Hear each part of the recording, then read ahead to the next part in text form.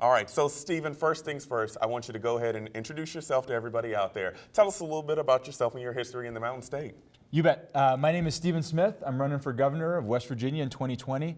I was born here. My family moved away, like a lot of families do, when I was 9 years old.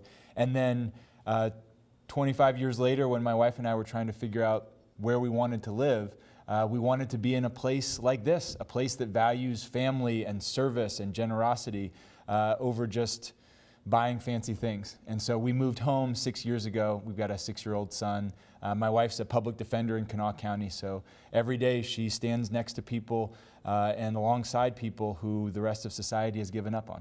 All right, so there are a couple big ticket items right here in the Mountain State, and one of those being PEIA. What are basically your stances? How do you feel about it? Do you think there needs to be changes to it? You know, overall, what do you think? Sure. So I am on PEIA right now through my wife's insurance. For the last 6 years, I ran a nonprofit organization called the Healthy Kids and Families Coalition, and we fought to make lives better for kids and families across the state in every way we could, including policy change. We passed 28 pieces of legislation that affect working people, and one of the things we hear most is that health care is terrible. If you're watching this and you have good health care, you're the only West Virginian I've ever met for whom that's true. So on PEIA, the important thing to know about PEIA and most issues in West Virginia that cost money is that this is the richest time in West Virginia history right now.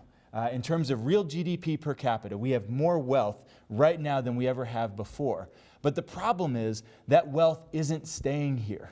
Right? It's not staying in our roads, it's not staying in our healthcare system, it's not staying in our schools. So we can have PEIA, we can have access to affordable college, we can have an economy that works for everybody. We just have to make sure that that wealth doesn't get taken away. All right, and now another big issue, especially in southern West Virginia, it's the opioid crisis. Overall, it has truly devastated this community here. If elected, what are some things that you think you could bring here to the area to improve it? Yeah, there is no simple answer to the opioid crisis, but it starts with forcing the people who have profited off of our pain to pay for the mess that they made. That West Virginia, when you look at it, 180 million pills came into this state in 2016. That's 100 for you, 100 for me, 100 for my 6-year-old son.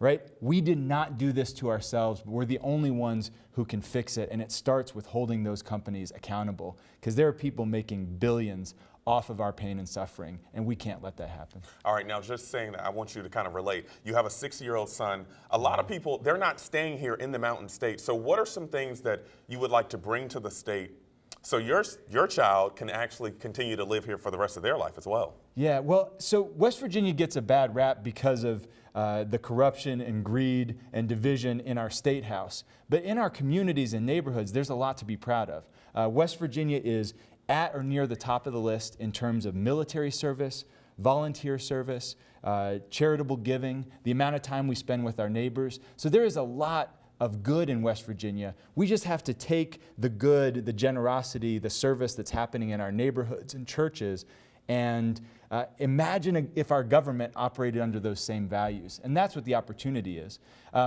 We also have a chance in West Virginia of playing a different economic game. So for the last 30 years, our strategy as a state has been, let's wait for the other 49 states to try some way to woo multinational corporations, and then let's try it here. Well, that's not working for them, and it's certainly not working for us because we're last to the dance. So the opportunity is, what are a few things where we know the economy is going? Let's be first. Let's be the first state that guarantees broadband internet access for everyone that's free and accessible. Let's be the first state that rewrites its tax code to favor local entrepreneurs and small businesses instead of these multinational corporations who just take our wealth and put it someplace else. All right, now current Governor Jim No, Justice. you can call me governor if you want. Current Governor Jim Justice, you know, he's already kind of said that he's going to be running again as well. What really separates you versus him? Yeah, I mean, we're glad to hear the governor is running because we couldn't think of a better opponent.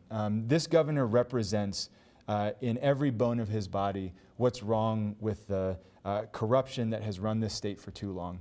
He runs the state as if his main job is to serve himself and the people around him. And it is time for the values and for the love and passion and mercy and generosity that we see in our neighborhoods to govern. We don't need another billionaire using government to siphon off funds for their own companies and businesses. So I'm guessing that's what made you want to run. In part, I mean, the main reason I'm running is because I think this is a defining moment for our whole country and for our state. And I want my 6-year-old to know whose side I was on. This is what we do in West Virginia. In times of crisis at a national level, we step up, right? Whether it was the Civil War, when our state was formed, when a few Western Virginians rejected the slave state of Virginia and said, we're going to form our own government. Can you imagine the courage that took? Or during the mine wars, where workers wanted a union and actually had to take up arms just for the right to organize, the right to have a decent way of life.